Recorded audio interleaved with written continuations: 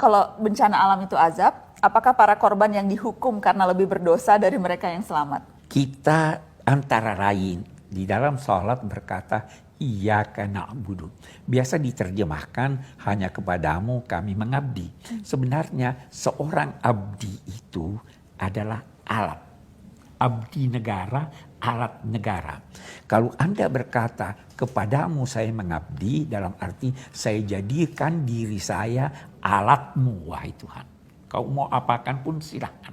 Abdi negara kemanapun ditempatkan harus dia ikut.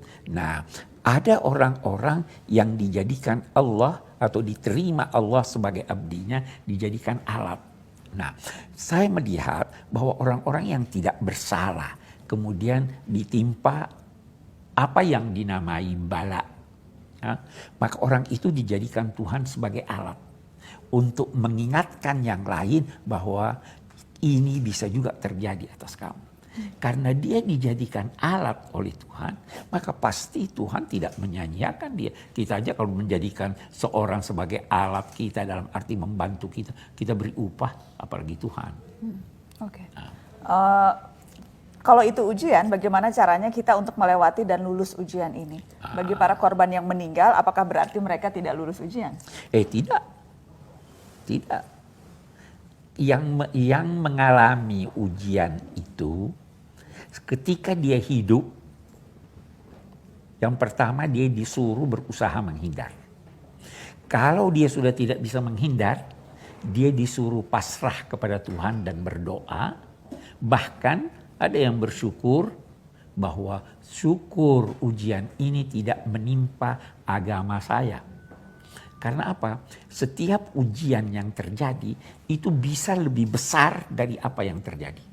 Itu sebabnya kita di Indonesia, di Jawa khususnya, kalau ditimpa musibah ada yang berkata untung. Untung cuma motornya yang hancur. Ya, bisa lebih besar. Untung cuma rumahnya. Nah, jadi setiap musibah hendaknya kita terima dengan pasrah, disertai dengan dua tanda kutip, syukur cuma ini, wahai Tuhan. Tadi Abah bilang menimpa agama. Ya. Ada orang yang diuji, terus ujian itu dia gagal sehingga keberagamaannya hancur.